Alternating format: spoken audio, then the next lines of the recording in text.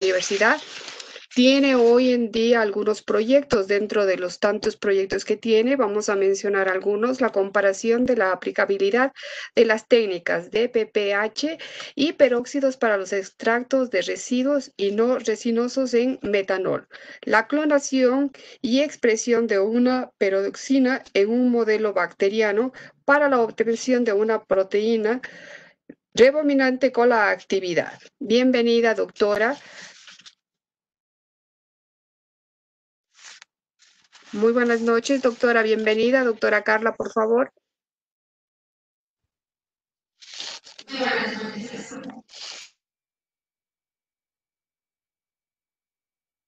Buenas noches, estimados asistentes. Creo que hay un problema con la conexión. A veces le escucho y a veces no a la licenciada que está de moderadora. Voy a iniciar, Carla, con todo el material que se ha preparado.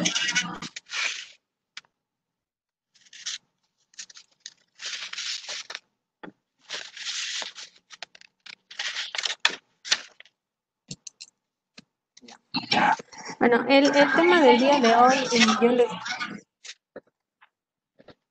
licenciada, de pronto no sé si es que puede cerrar el micrófono porque hay un eco, hay un poco de eco. El momento que... Muchísimas gracias, ahí está mucho mejor. Bueno, el tema del día de hoy es, les voy a contar un poquito acerca del trabajo que se ha realizado dentro del Campus de la Salud o el Campus Paraíso en la gestión integral de residuos y desechos generados dentro de este campus universitario. ¿Por qué es muy importante esta gestión integral de los residuos? Es muy importante porque forma parte de las medidas de bioseguridad estándar. Estas medidas de bioseguridad estándar son medidas generales encaminadas a minimizar la diseminación de agentes patógenos. Estas incluyen, como hemos venido viendo en el transcurso de este webinar científico, la higiene de manos, la higiene respiratoria, el adecuado uso de los equipos de protección personal según el riesgo, la limpieza, desinfección y esterilización adecuada o apropiada de los equipos y dispositivos médicos, la prevención de pinchazos con agujas o material cortopunzante y, muy importante, la gestión segura de residuos y desechos hospitalarios y dentro de los escenarios en donde se manejan residuos. Estas medidas de bioseguridad estándar tienen que ser o deben ser obligatoriamente aplicadas a todo que requiere atención de salud en todo momento por todos los trabajadores de la salud y en todos los ambientes hospitalarios. El objetivo de la implementación de una gestión integral de los residuos y desechos dentro del campus universitario de la salud es fortalecer la gestión interna de los residuos y desechos generados en el campus universitario de la salud a través de la aplicación de lineamientos técnicos y herramientas acordes a la normativa legal vigente y mejorar los procesos de segregación o clasificación, acondicionamiento, recolección, transporte interno, inactivación y almacenamiento de los desechos mediante directrices técnicas, procedimientos y especificaciones de insumos acordes a los estándares de calidad vigentes. Dentro del campus universitario de salud, el órgano encargado o el órgano rector de emitir la normativa en pos de la gestión integral de los residuos generados dentro de los laboratorios es el Comité de Bioseguridad del Campus Salud. El órgano encargado de la aplicación es la Unidad de Gestión Ambiental de la Universidad de Cuenca en coordinación con el comité. En cuanto a este aspecto, dentro del campus universitario manejamos dos protocolos o dos normativas, dependiendo del espécimen que se desee o que se vaya a descartar dentro de los laboratorios.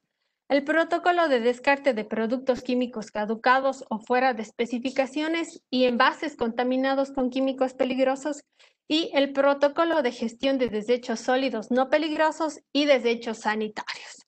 Los desechos comunes, entendiéndose que los desechos comunes son desechos no peligrosos que no representan riesgo para la salud humana, animal o el ambiente. Pero hay que hacer una clara diferenciación aquí, ya que estos no son susceptibles de aprovechamiento y valorización. Y los desechos sanitarios, que son desechos infecciosos que contienen patógenos y representan riesgo para la salud humana y el ambiente. Es decir, son aquellos que cuentan con característica de peligrosidad biológico-infecciosa. Estos desechos sanitarios se clasifican en desechos biológico-infecciosos, desechos cortopunzantes y desechos anatomopatológicos. Vamos a profundizar el tema del descarte de los desechos anatomopatológicos. ¿A qué llamamos nosotros desechos anatomopatológicos? Son órganos, tejidos y productos descartados de la concepción, tales como membranas, tejidos y restos corioplacentarios. Se incluyen dentro de esta clasificación cadáveres o partes de animales que se inocularon con agentes infecciosos, así como los fluidos corporales a granel que se generan en procedimientos médicos o autopsias, con excepción de la orina y el excremento que no procedan de una área de aislamiento. Ya, para el descarte o la adecuada disposición de estos desechos anatomopatológicos, vamos a considerar dos fases. La primera, que es muy importante, que es el acondicionamiento de estos desechos, que esto es muy importante y la normativa vigente ha cambiado un poco a partir de la emergencia sanitaria actual que estamos atravesando, ya que cuando se use dentro de los laboratorios de docencia de nuestro campus universitario, este tipo de desechos o este tipo de objetos con fines didácticos, es necesario ahora que el docente de la práctica tiene que realizar obligatoriamente la inactivación de este tipo de desechos, ya que estos se consideran potencialmente infecciosos. Posterior a esto, se deberá disponer los desechos anatomopatológicos en fundas dentro del punto de generación, es decir, donde yo estoy generando, donde yo estoy llevando a cabo mi práctica, ahí es donde yo tengo que realizar obligatoriamente la inactivación o desinfección de este tipo de desechos y posterior colocar en la funda adecuada para el descarte. Posterior a esto, se deberá notificar al responsable del área para la disposición en el sitio de acopio final previo a la entrega al gestor externo, que en nuestro caso dentro del campus universitario es un gestor ambiental calificado.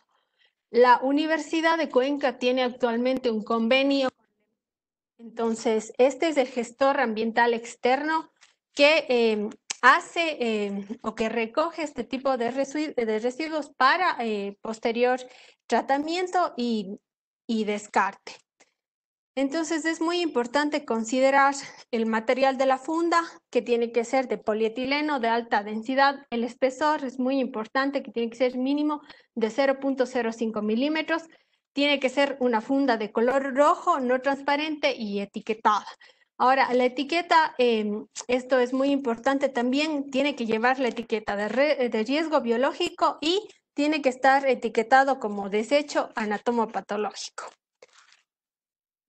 Posterior, se indica qué es lo que yo tengo que descartar en los puntos de generación de desechos anatomopatológicos. Entonces, lo que yo voy a descartar en estos puntos o en estos sitios de acopio primario son tejidos, órganos que se extirpan o remueven en procedimientos médicos, membranas y restos corioplacentarios, desechos de cirugía, sangre, hemoderivados y fluidos corporales y todo tipo de órganos utilizados con fines didácticos.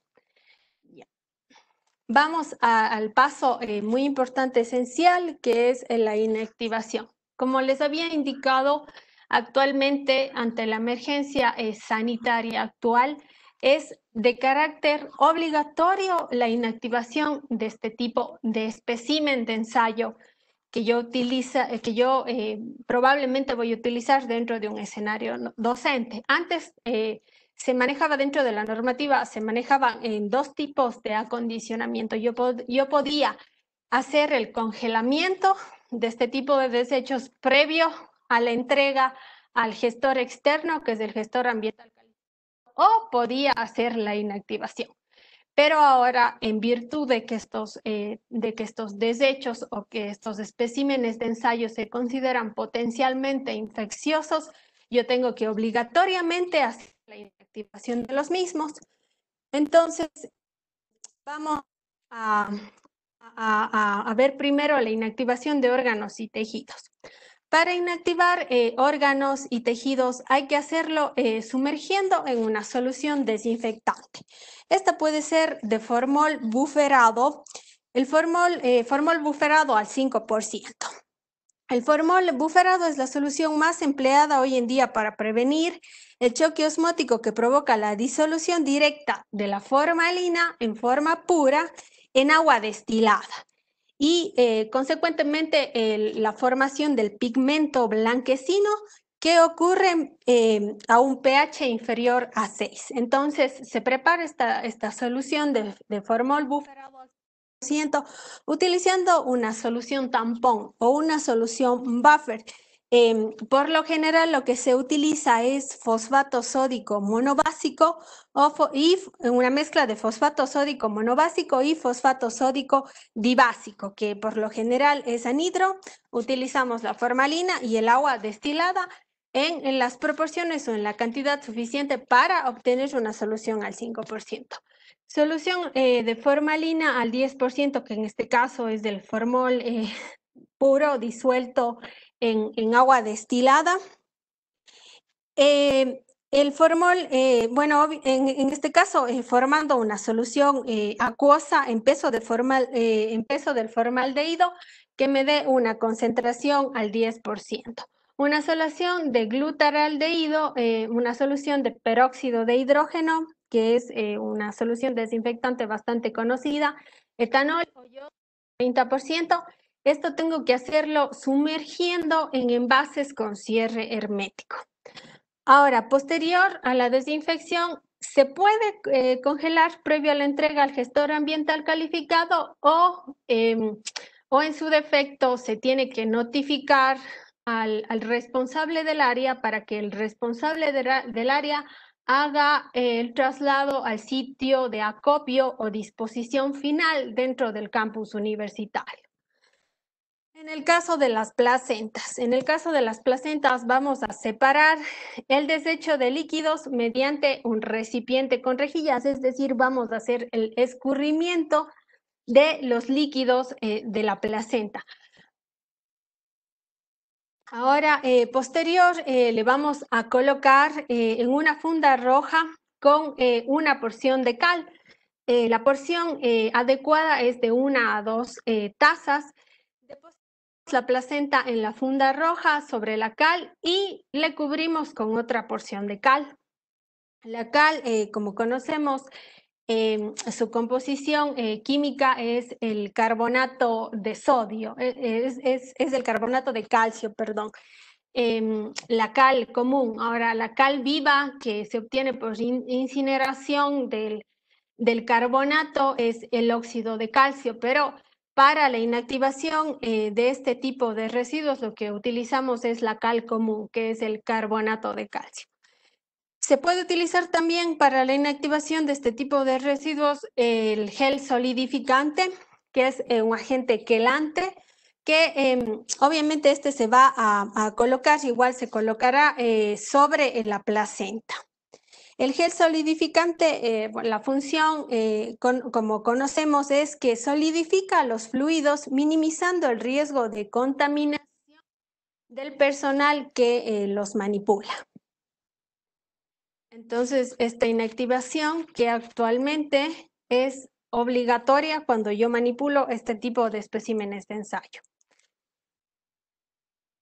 Vamos con el descarte de los productos químicos caducados o fuera de especificaciones.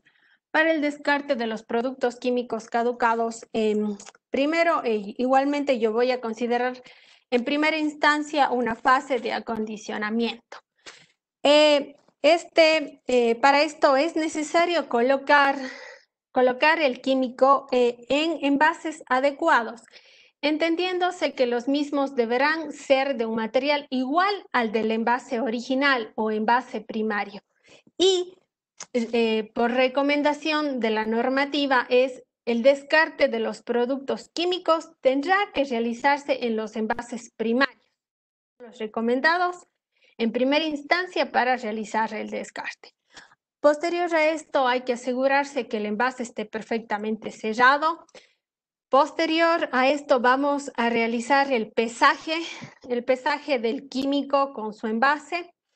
Se les colocará la etiqueta estándar con la codificación M7102 correspondiente a productos químicos caducados o fuera de especificaciones. Esta codificación es la que se encuentra estandarizada en el Acuerdo Ministerial número 142 del Listado Nacional de Sustancias Químicas Peligrosas y Desechos Peligrosos Especiales del Ministerio del Ambiente. Entonces, cuando se haga el descarte de un producto químico caducado o fuera de especificaciones de un laboratorio de docencia, siempre se va a mantener esta codificación estándar, por lo tanto, se utilizará esta etiqueta. Posterior a la colocación de la etiqueta, se procederá a registrar el químico que yo voy a descartar en el fragmento correspondiente a la matriz estandarizada del Ministerio del Ambiente. Una vez registrado toda la información de todos los químicos de laboratorio que yo voy a descartar dentro de la matriz, esta será enviada o esta se envía conjuntamente con las hojas de seguridad de los químicos a la unidad de gestión ambiental de la universidad para que esta unidad proceda a tramitar el retiro de este tipo de desechos del laboratorio por el gestor ambiental calificado, que es un gestor externo. Este podrá ser cualquier gestor que me garantice o que esté calificado por el Ministerio del Ambiente, que me garantice la gestión integral de estos residuos. Una vez notificada el día y la hora del retiro de estos residuos por el gestor externo, previo a la entrega se procede a colocar todos los químicos del laboratorio en una caja de cartón, la cual deberá ser perfectamente embalada y etiquetada con los datos del laboratorio que yo previamente registré en la matriz. Y para el retiro de estos residuos, se entrega al gestor una vez que él llega al campus universitario y hace el retiro de este tipo de residuos de mi laboratorio. Se entrega al gestor la matriz con la que previamente se dio inicio al trámite y las hojas de seguridad de todos los químicos descartados. Bueno, entendiéndose que como todos conocemos, el químico caducado hace referencia a que ya se ha vencido la vigencia del producto, pasado ya la fecha de caducidad del mismo. Y un químico fuera de especificaciones me indica que este ya no cumple mis estándares de calidad. Dentro de docencia podemos manejarnos nosotros por ser laboratorios de adiestramiento. En ciertos procedimientos o en ciertas técnicas nos podemos manejar con químicos caducados, ya que no necesitamos hacer un ensayo cuantitativo, sino más bien cualitativo. Pero sí es importante que este químico, a pesar de que esté caducado, cumpla con mis estándares de calidad. Es decir, si yo elaboro una curva de calibración, entre dentro de mi curva, cumpla especificidad, sensibilidad, una serie de criterios, entonces este químico no necesariamente fuera a ser descartado, porque dentro de docencia son útiles para el adiestramiento. Pero si es que este ya no cumpliera mis especificaciones o mis estándares de calidad, este es el procedimiento que yo debo seguir para el descarte.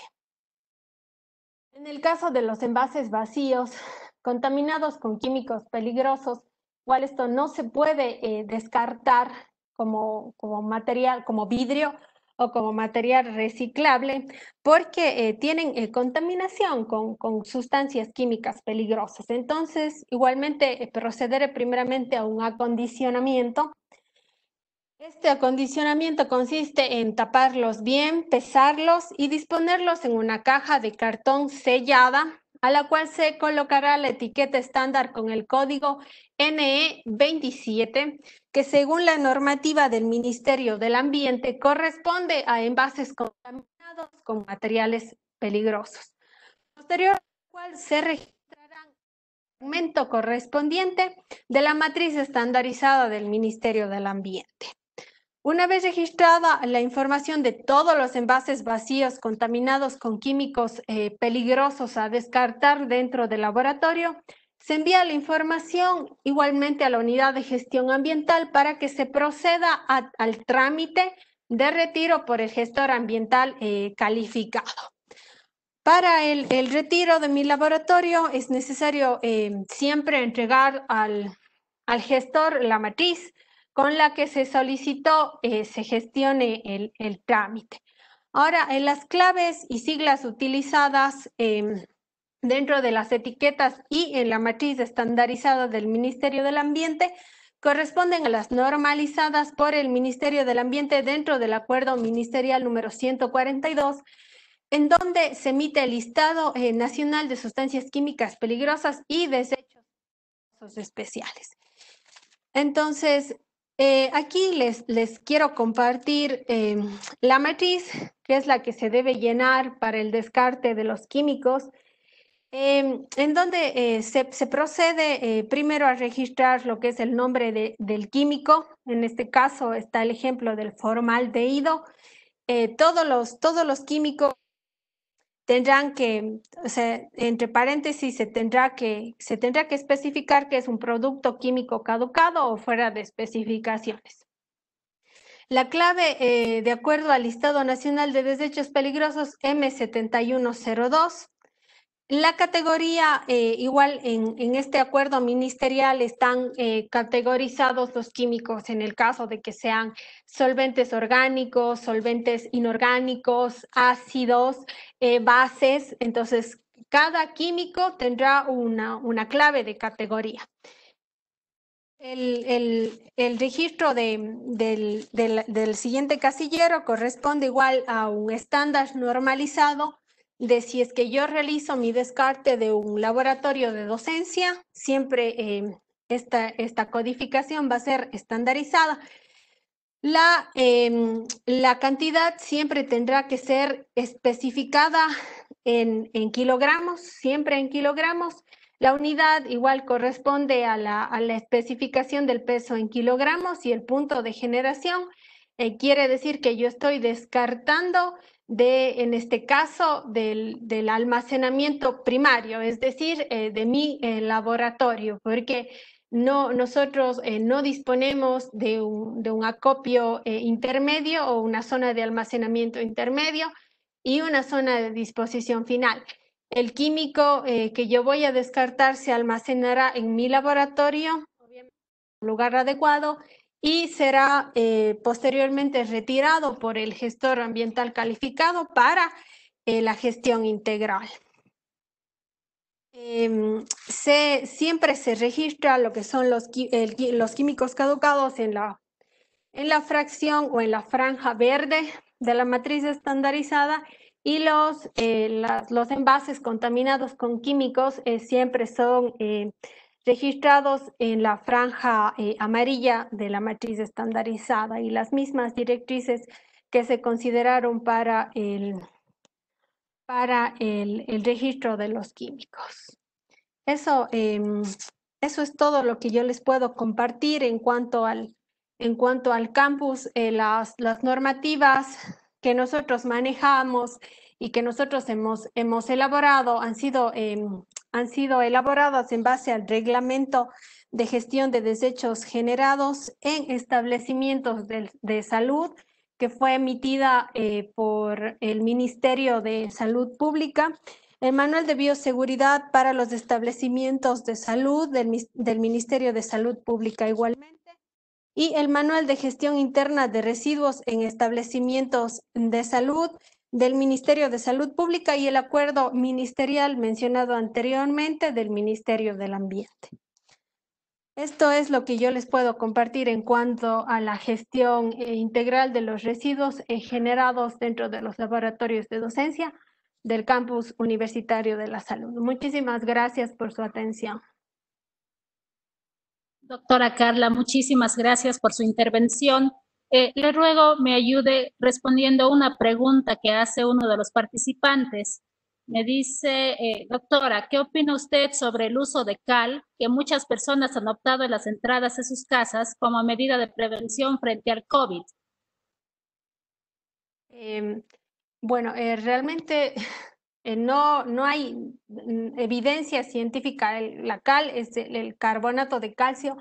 Obviamente tiene la acción desinfectante, pero es un químico corrosivo, es un químico irritante, es un químico tóxico. Entonces, realmente yo creo que actualmente nosotros disponemos de mejores alternativas. El uso de cal, yo no he leído evidencia científica, pero yo no le apostaría, no le haría uso, porque tenemos mejores alternativas, el uso del alcohol. El alcohol está en primera línea, obviamente, como solución desinfectante al 70% o más. El hipoclorito, que en todo caso son menos tóxicos que el carbonato de calcio, que en este caso es la cal.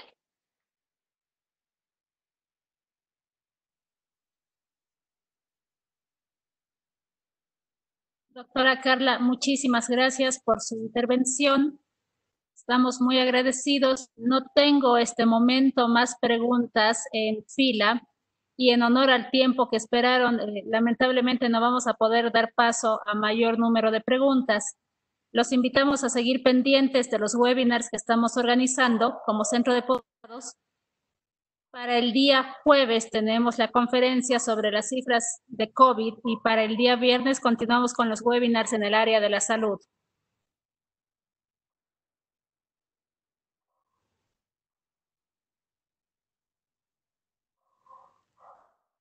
Agradecemos a los participantes y que tengan buena noche.